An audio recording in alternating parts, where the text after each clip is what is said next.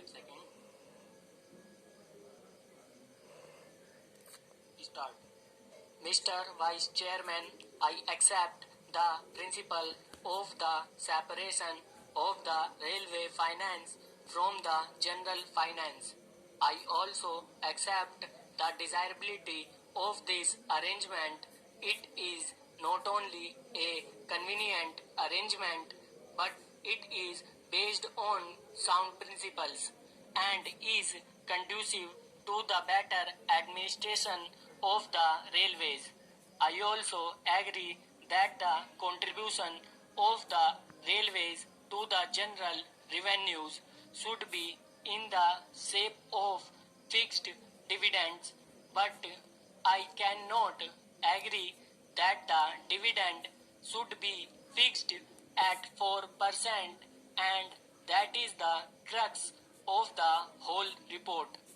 As a matter of fact, the committee was instituted only to go into that matter whether the dividend payable at the present time 4% was reasonable or not, and whether this arrangement should be continued.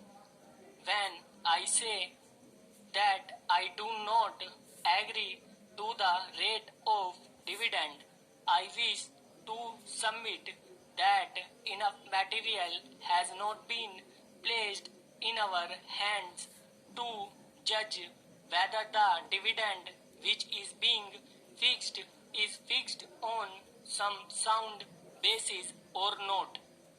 The committee has not examined certain vital matters concerning the administration of the railways, and what I find is that the whole arrangement is very superficial. It appears to me that the railway administration and the finance administration came to an agreement, and the committee did not find it necessary.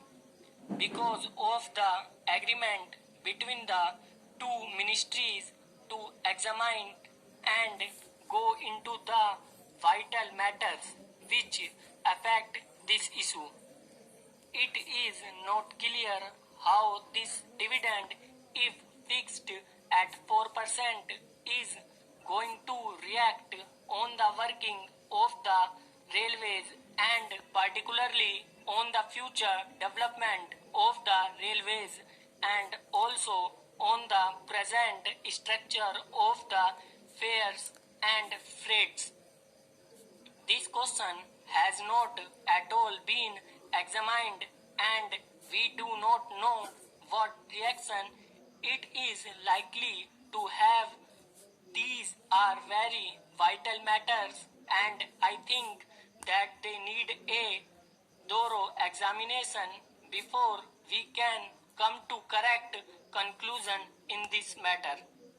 As we know, there is a pressing demand for reduction in the railway fares, particularly for third class passengers. This demand has been made on the floor of this house, and I think there is great justification behind this demand, and more particularly now when we find that the prices of agricultural goods have gone down.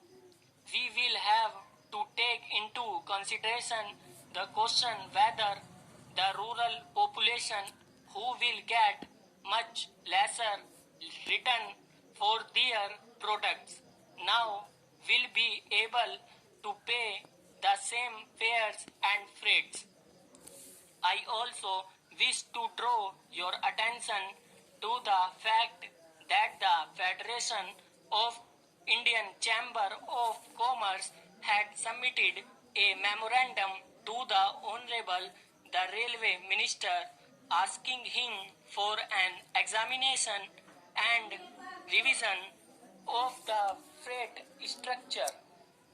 I do not know what the position today is, and unless and until we are enlightened about that, unless and until we know where we stand in relation to freights and fares, we are not in a position to take any decision whether the rate of dividend should be 4% or not. I should like to ask the Honorable the Railway Minister whether in view of this strong demand made by the people through their representatives in both the Houses of Parliament and in view of the changing economy with which we are faced, he can give us an assurance that he will be able to discharge his obligations and responsibilities and commitments, that he will be able to pay dividend of 4% and yet he will be able to reduce the freight and fare rates.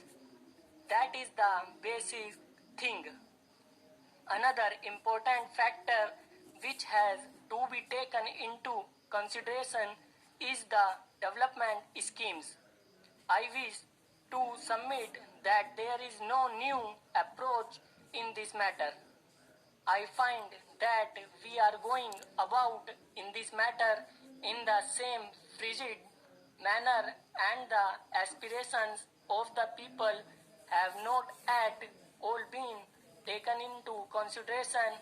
The Honorable Railway Minister will remember that during the budget speeches made on the floor of this House as well as in the other House, there have been incessant demands for the development of the railways.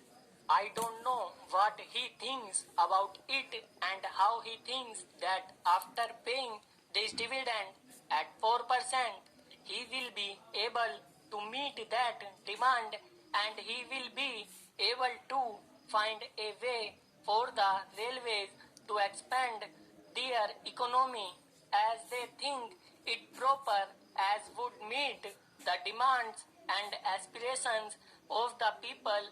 In this connection, I wish to invite your particular attention to the facts.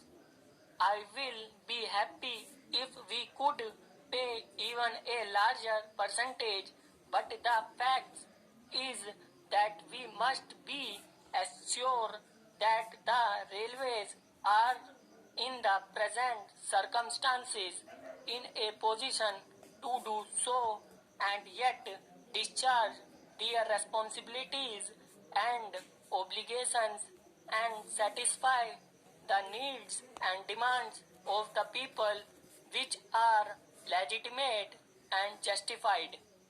Now, when we fix the dividend at 4%, what happens is that we also fix that of those projects which are to be considered as remunerative at 5%, because the railways want a margin of 1%.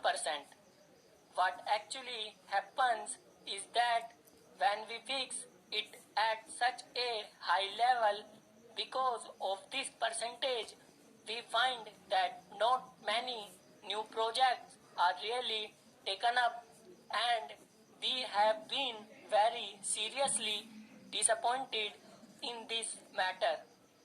I therefore